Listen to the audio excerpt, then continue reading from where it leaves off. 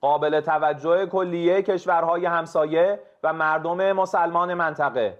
دشمن شکست خورده در میدان نبرد نظامی و در ائتلاف سازی سیاسی علیه ایران به مکر و حیله روی آورده است و با یک نقشه شیطانی از پهپاد شاهد 136 ایران کپی سازی کرده و به نام جدید پهپاد لوکاس به اهداف غیر موجه در کشورهای منطقه حمله می کند.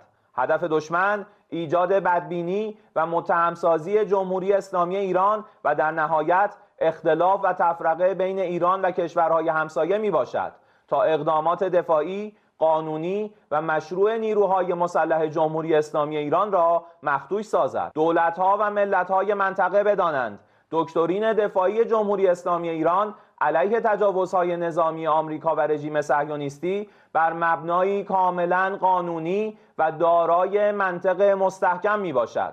جمهوری اسلامی ایران همچنان که بارها اعلام کرده است فقط به اهداف، مراکز و منافع آمریکا و رژیم صهیونیستی حمله می کند و هر جایی را که هدف قرار می دهد با صدور اطلاعیه رسمی مسئولیت آن را به عهده می گیرد و پاسخگوی عواقب آن خواهد بود. نمونه های آن حمله شیطنت آمیز به مراکزی در کشورهای همسایه و دوست مانند ترکیه، کویت و عراق در چند روز اخیر و انتصاب آن به نیروهای مسلح جمهوری اسلامی ایران است. واکنش‌های هوشمندانه مقامات کشورها نسبت به این حرکت‌های فریبنده و شیطانی این توطئه را در نطفه خفه خواهد کرد. فریب خوردن از شیطان و مواضع تفرقه انگیز او را به گسترش آن ترغیب خواهد کرد. لذا لازم است که به یکدیگر اعتماد کنیم و با حفظ وحدت و همکاری دشمن متجاوز بیگانه را از ادامه این شیطنت‌ها. Operasi Kambing Hitam, AS memakai bendera palsu. Pemerintah Iran membantah keras tuduhan berada di balik serangan drone ke fasilitas minyak Saudi Aramco di Arab Saudi. Melalui Kementerian Luar Negeri, Iran justru menuding serangan itu sebagai operasi false flag yang didalangi Amerika Serikat dan Israel. Menurut Iran, drone diluncurkan dari pangkalan di negara-negara Arab untuk menyerang fasilitas sipil Saudi. Tujuannya memicu konflik besar antara negara Arab dan Iran. Teheran menegaskan bahwa target militernya hanya fasilitas militer AS dan Israel, bukan kilang minyak Aramco. Iran juga menuding ada upaya pengalihan perhatian dunia dari serangan Israel di wilayah Iran yang diklaim menewaskan ratusan warga sipil. Senjata yang dipakai disebut drone Lukas yang diduga hasil tiruan dari drone kamikaze Iran Shahed 136. Dengan menggunakan drone tiruan ini, jejak serangan seolah-olah mengarah ke Iran. Iran juga menyoroti pengakuan United States Central Command yang menggunakan drone Lukas dalam operasi militer bernama Operation Epic Fury. Kasus ini memperlihatkan bagaimana teknologi perang modern bisa dipakai, bukan hanya untuk menyerang, tetapi juga menciptakan propaganda dan memicu konflik baru.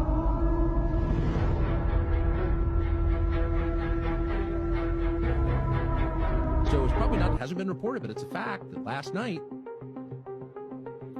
in Qatar and Saudi Arabia, authorities arrested Mossad agents planning on committing bombings in those countries. Now, that's weird. It doesn't make any sense.